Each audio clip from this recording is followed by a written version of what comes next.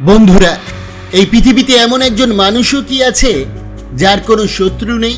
হয়তো কেউ বলে বোবা আর বধির মানুষদের কোনো শত্রু হয় না, কারণ তারা না শুনতে পায় না কাউকে কিছু বলতে পারে, তাই হয়তো কারোর সঙ্গে দ্বন্দ্বে জড়ায় না।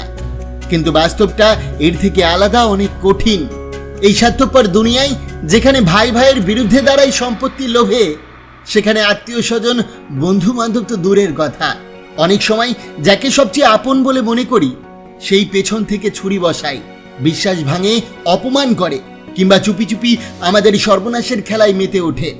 তাই একটা কথা মনে রাখবেন, এই দুনিয়ায় চোখ বন্ধ করে কাউকে বিশ্বাস করলে সে বিশ্বাস একদিন আপনার জীবনকে ধ্বংস করে দিতে পারে। বিশ্বাস করবেন কিন্তু অন্ধ হয়ে নয়, ভালোবাসবেন কিন্তু নিজের আত্মসম্মান বিসর্জন দিয়ে নয়। এখন প্রশ্ন হলো, যখন সেই আপন মানুষই আপনার বিরুদ্ধে শত্রুতা করে, পিঠে ছুরি মারে, তখন আপনি কি করবেন? চিৎকার করে প্রতিবাদ করবেন?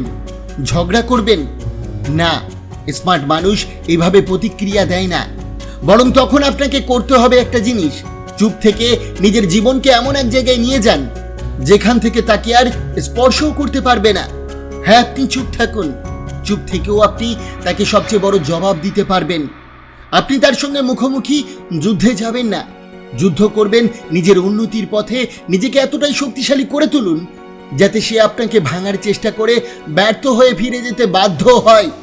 মনে রাখবেন, যার হৃদয় সততায় পূর্ণ, তার বিরুদ্ধে ষড়যন্ত্রও একদিন মুখ থুবড়ে পড়ে। আপনার কাজ হবে নিজেকে নিয়ে ব্যস্ত থাকা, নিজের লক্ষ্য পূরণের পথে এগিয়ে চলা। আর সেই মানুষটির জন্য কোনো প্রতিশোধ নয়, শুধু নীরব সাফল্যই যথেষ্ট।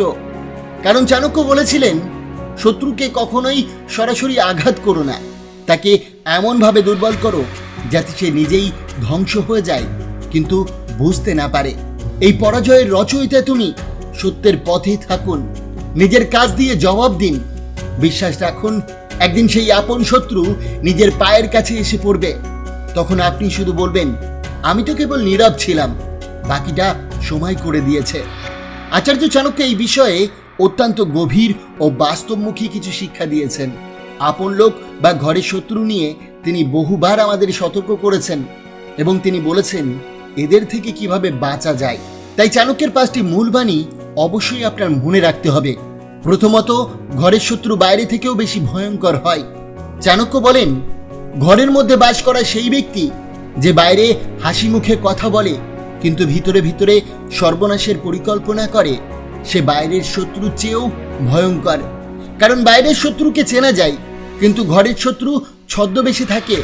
অর্থাৎ আপন লোকের ছদ্মবেশে থাকা শত্রুর থেকে সাবধান না থাকলে সে সবচেয়ে বড় ক্ষতি করতে পারে। এই কারণেই চাণক্য বলেন, বিশ্বাস করো কিন্তু পরীক্ষা করেই করো। দ্বিতীয়, নিজের ক্ষতির কথা কাউকে বলো না, ইভেন সে যদি আপনও হয়। চাণক্য বলেন, আপনার দুর্বলতা, দুঃখ এবং গোপন কষ্ট কখনো কারোর সাথে ভাগ করে নেবেন না, ইভেন সে যদি কাছের মানুষও হয়। কারণ শত্রুতা তখনই শুরু হয় যখন কেউ আপনার দুর্বলতা জেনে যায়। আপন লোকও সুযোগ বুঝে সেই দুর্বলতাকে অস্ত্র করে তোলে। তৃতীয়, চুপ থাকাই প্রতিশোধের সবচেয়ে বড় উপায়। চাণক্য বলেন, যখন শত্রু আপন সেজে ঘরের ভিতরে ঢুকে পড়ে, তখন তার বিরুদ্ধে কোনো প্রতিক্রিয়া না দেখিয়ে শুধু শক্তি অর্জন করো, জ্ঞান অর্জন করো এবং সময়ের অপেক্ষা করো। সময়ই তাকে শিক্ষা দেবে। অর্থাৎ প্রতিশোধ নয়, নিজেকে উন্নত করা এবং নিজের মূল্যবান সময় নষ্ট করাই সবচেয়ে বড় জবাব। চতুর্থ, কিছু মানুষকে চুপচাপ পর্যবেক্ষণ করো, শাস্তি সময় দেবে। চাণক্য বলেন, যাকে তুমি আজ শাস্তি দিতে পারো তাকে তখনই দিও না, অপেক্ষা করো, সে নিজেই নিজেকে ধ্বংস করবে। শুধু তুমি চুপচাপ থেকে দেখো। আপনি যদি সরাসরি আঘাত করেন, সে আপনাকে দোষারোপ করবে, কিন্তু আপনি যদি চুপচাপ নিজে উন্নত হন, সে একদিন নিজেই বুঝতে পারবে তার ভুল, এবং সমাজও বুঝে যাবে কারা সত্য আর কারা ভণ্ড। অর্থাৎ চাণক্যের মতে, শত্রুকে সামনে এনে যুদ্ধ করো না, নিজের কাজ দিয়ে, সাফল্য দিয়ে, নীরবতা দিয়ে তাকে পরাজিত করো। মনের কষ্ট কারো কাছে বলো না, বিশেষ করে যারা আপন বলে পরিচয় দেয়। সবসময় সজাগ থাকো, আপনার মুখোশে লুকিয়ে থাকা মানুষদের চিনতে শেখো। অর্থাৎ শেষ কথা হলো, সততার পক্ষে সময় সবসময় কাজ করে। যদি আপনি সত্যের পথে থাকেন, তাহলে আপন লোকের ছলনা একদিন ভেঙে পড়বেই। বন্ধুরা, এই ভিডিওটি যদি আপনার জীবনের বাস্তবতার সঙ্গে মিলে যায়, তাহলে এটি শেয়ার করুন, কেউ একজন হয়তো নতুন করে সাহস পাবে। কমেন্টে লিখে জানান, আপনিও কি কখনো আপন লোকের ছুরির আঘাত অনুভব করেছেন?